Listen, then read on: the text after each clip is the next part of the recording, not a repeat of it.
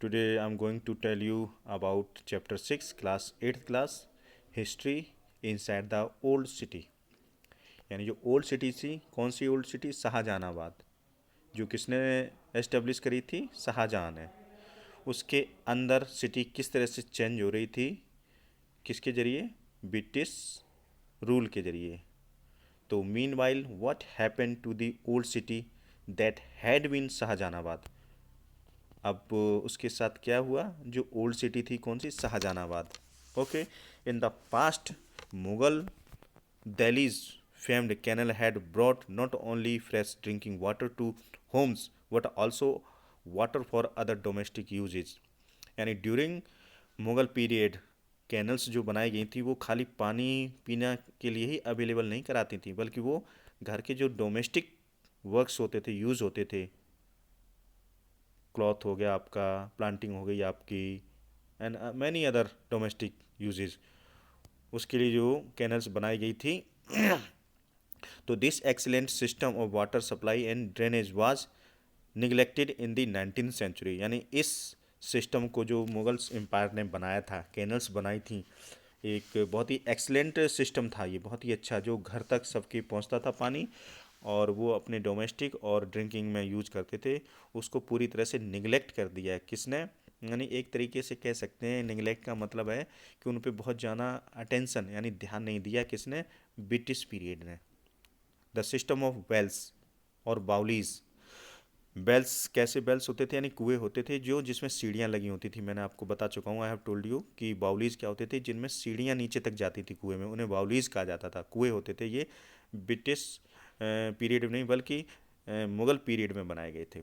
Also broke down, इन्हें भी तोड़ दिया गया था। And channels to remove household waste called influence were damage. यानी जो चैनल्स बने हुए थे वो भी क्या कर दिए गए थे? उन्हें डैमेज कर दिया गया था। जो चैनल्स पानी के बने हुए थे जो पहुंचते थे, और जो आपका जितना भी वेस्टेज होता है उनको भी पूरी तरह से डिस्ट्रॉय कर दिया। This was at the time when the population of the city was continuously growing.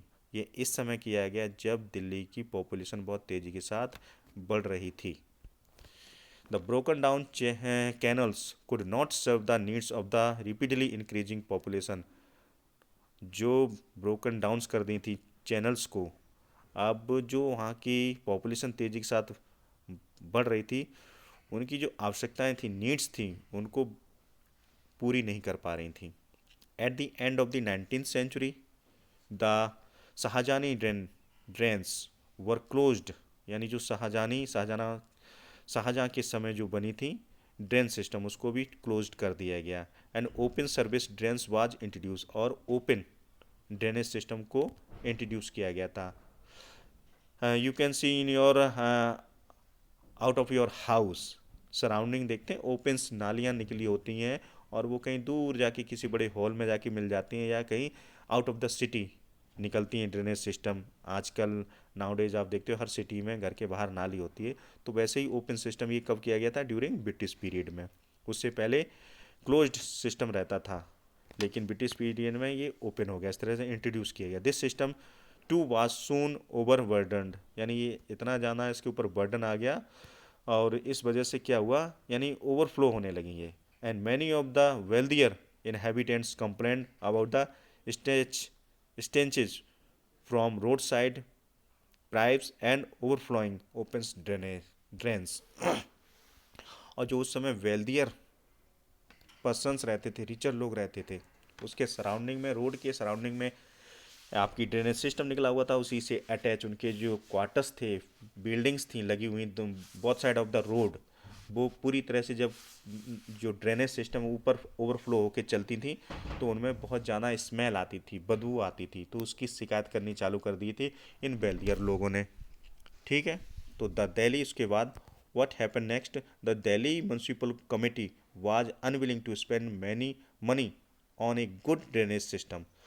जो दिल्ली म्यूनसिपल कमेटी थी वो बहुत ज़्यादा इच्छुक नहीं थी इन ड्रेनेज सिस्टम पे रुपया खर्च करने के मूड में नहीं थी, कह सकते हैं। एट द सेम टाइम दो millions of rupees were being spend on drainage system in the new Delhi's area. अब क्या हुआ? इसी समय बहुत से रुपए ड्रेनेज सिस्टम के ऊपर जो दिल्ली का एरिया है उस पर खर्च किए गए थे। द डेक्लाइन ऑफ हवेलीज, अब यानी टोटली ब्रिटिश गवर्नमेंट क्या कर रही थी, पास्ट तो जो था मुगल्स एम्पायर्स का उसे डिस्ट्रॉय करने में लगी हुई थी पूरी तरह से, और अपना न्यू जो भी सिस्टम है उसको इंट्रोड्यूस कर रही थी। तो the Mughal aristocracy in the 17th and 18th century lived in a grand mansion called havelis, यानी जो मुगल्स के अरिस्टोक्रेसी थे यानी कुलीन वर्ग था, पैसे वाला रिच कह सकते हैं सेक्शन था, जो ऐसे ऐसे कुलीन वर्ग कहते हैं, यानी पैसे वाले होते जैसे आजकल टाटा बिरला है उसी तरह के। 17th 18th सेंचुरी में वो बहुत बड़ी बड़ी हवेलियों में रहते थे, उन्हें हवेली कहा जाता था। बड़ी बड़ी मैंसन यानी आपकी इमारतें होती थी उन्हें हवेली कहा जाता। A map of the mid 19th century showed at least 100 such havelis. अब आप मिड 19th सेंचुरी में देखेंगे तो ऐसी कम से कम 100 हवेलीज आपको देखने को मिलेंगी, which were large walled compound with mansion courtyard and fountains, यानी एक ऐसी हवेली होती थी सराउंडिंग में फोर्टिफिकेशन एक तरीके से था, वॉल थी चारों तरफ और उसके अंदर बहुत सारे कंपाउंड्स थे मेंशन के साथ, बिल्डिंग के साथ, और बहुत बड़ा आंगन हुआ करता था। चारों तरफ फाउंटेन्स लगे हुए थे यानी फव्वारे पानी के, बीच में फव्वारा लगा होता था, उसके सराउंडिंग में पूरा कंट्री यार्ड होता था, आंगन जैसा होता था। आप बड़ी बड़ी काफ़ी अच्छी फिल्में आती हैं उसमें देखते हैं जो रिच लोगों की हवेली होती, कार एकदम से जाके रुकती तो उसके बीच में दिखाते हैं एकदम फाउंटेन बना हुआ, फव्वारा निकल रहा है चारों तरफ से पानी उसमें, और इधर से भी साइड से भी रोड है, दूसरी साइड से भी रोड है, और उसके बिल्कुल जाके घर के सामने जो कि एक आपका कह सकते हैं कि बरामदा होता है, वहाँ पे जाके गाड़ियाँ रुकती हैं। तो इसी तरह की हवेली होती थी बड़ी बड़ी। ये हवेली हाउस्ड मैनी फैमिलीज, और इनमें बहुत सारी फैमिलीज रहती थी। On entering the Haveli throw a beautiful gateway, यानी आप जैसे इंटर करते थे एक बहुत सुंदर सा आपको गेटवे दिखता है। You reached an open courtyard, यानी खुले में जैसे ही पहुँचते, surrounded by public rooms meant for visitors and business purpose से, सराउंडेड उसके बहुत से पब्लिक रूम्स होते हैं जो वहाँ पे रहते थे, जो विजिटर्स आते थे बिजनेस आते थे वो उनमें वहाँ पे रुकते थे। And exclusively by males, mostly ये किसके द्वारा होते थे, मेल्स ही रहते थे इसमें। The inner courtyard with its pavilion, यानी भीतर साइड में, and rooms was meant for the women of the household, जो घर की वुमेन होती वो भीतर रहती थी इनर साइड में। Rooms in the havelis had multiply uses, बहुत सारे उसके एक नहीं कई यूज होते थे इन हवेलीज के। And very little way of furniture, और बहुत कम लिटिल क्या होता था, फर्नीचर होता था। Even in the mid 19th century Kamran Din Khan's Haveli and several structures within it, and included housing for the cart driver, tent pitchers, torch bearers, as well as the accountants, clerk and household servants। यानी एक ये during Mughal empire कामरालुद्दीन Khan जो थे, इनके जो हवेली थी उसमें ये सारे लोग रहते थे, सर्विस देते थे। कौन कौन थे इसमें, कार्ट ड्राइवर्स होता था, यानी उस समय बुलक कार्ट्स चलती थी आपकी, घोड़े से जो होती थी, तांगा बोलते हैं जिन्हें, है ना, वो चलता था। और टेंट पिचर्स रहते थे, टॉर्च बीयरर भी रहता था दिखाने वाला, ठीक है, एंड अकाउंटेंट और क्लर्क ये भी उसी में भीतर रहते थे उस हवेली में। मैनी ऑफ द मुगल्स अमीर्स इन्हें बोला जाता था, अरिस्टोक्रेसी को अमीर्स, और इन्हें मनसबदार भी मिलता था अमीर्स को। यानी ये मनसबदार क्या होता था, जात और सवार के बेस पे एक डेजिग्नेशन होता था, पद होता था। ये during Mughal empires were unable to maintain these large establishment under conditions of British rule.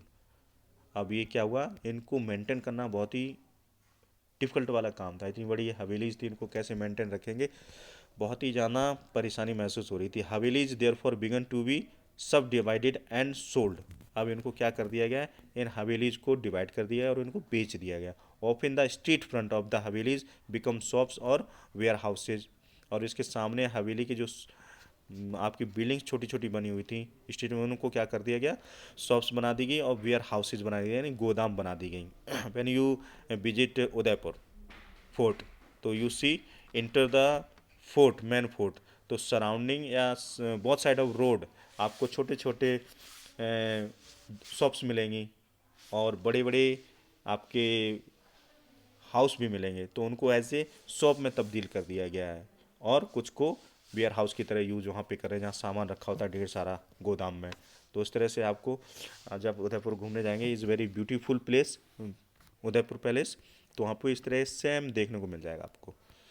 ठीक है। In the colony bungalow was quite different from the havelis. अब जो हवेलीज थी वो बिल्कुल अलग थी किससे, कॉलोनियल बेंगलो थे। ये भी बड़े बड़े होते थे बेंगलो, लेकिन ये बिल्कुल उनसे अलग थे। Meant for one nuclear family.